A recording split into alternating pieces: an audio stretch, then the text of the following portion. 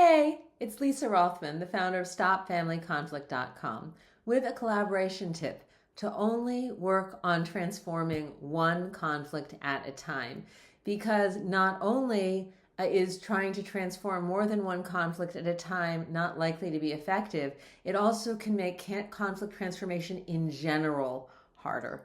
So the idea for this blog came about because I was playing cards with my family. We love this card game called Cabo, and one of the things you can do is you can sort of snatch another player's card.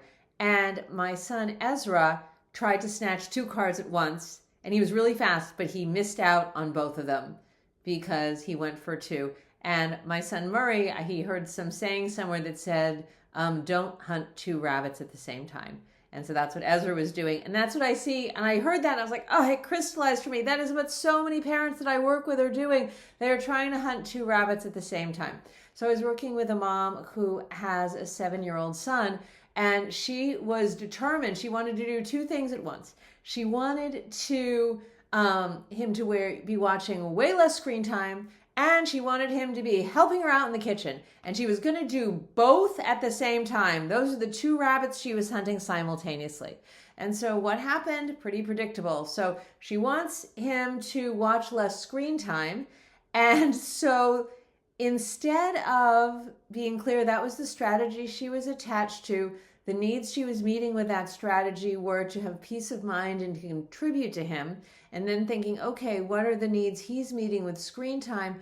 Oh, what he's doing is actually with screen time, he is meeting a need for fun and companionship.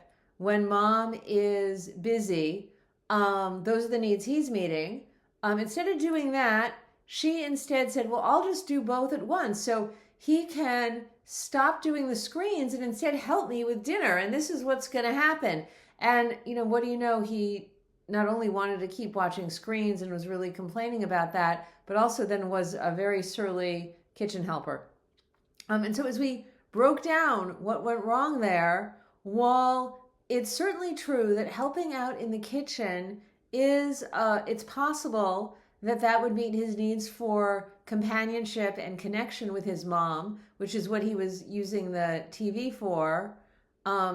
It wasn't, at least the way it was set up, it was not set up to also meet his need for fun and relaxation and ease, because, yeah, that was not what was going on in that kitchen. It was a lot of like, do this now. So those two things were never going to work out. And then the way that it makes the collaboration in general harder is, so she got really angry with him. And so he's surly about the screens. The kitchen, situation is also a debacle. She's not getting the help she wants. And then she spins out into a story. Oh, see, it's the screens that are the problem here. And he's like, wow, mom's, overwhelming me with all these different things that I'm supposed to not do and do differently, and isn't, helping me, and just sort of getting mad and screaming at me. So he's not particularly then receptive to her. He's not feeling much trust with her. And when we don't feel trust, we're not typically interested in collaborating. So that's how. So she wasn't getting the less screen time that she wanted. She wasn't getting the help in the kitchen she wanted. And she was creating an environment of mistrust that was making collaboration hard in the long run. So what to do instead? Choose one issue to address at a time and address that before moving on to the next one. So what I urged her to do was focus on the screen time piece. And if that's what she wanted to change, and figure out a way to work with him so that his needs for fun and connection and companionship could be met without the screen, and how she could support him in that.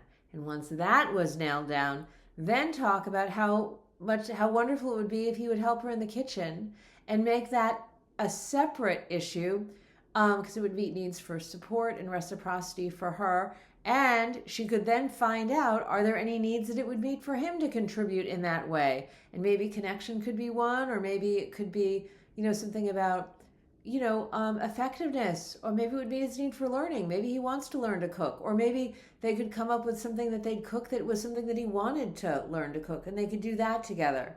And that could be a way in for them to spend time in the kitchen and for her to feel support in the kitchen. So until next time, only hunt one rabbit at a time.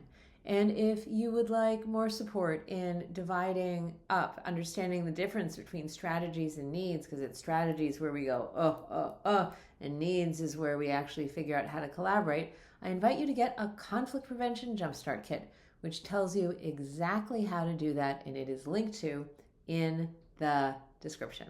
All right, bye for now.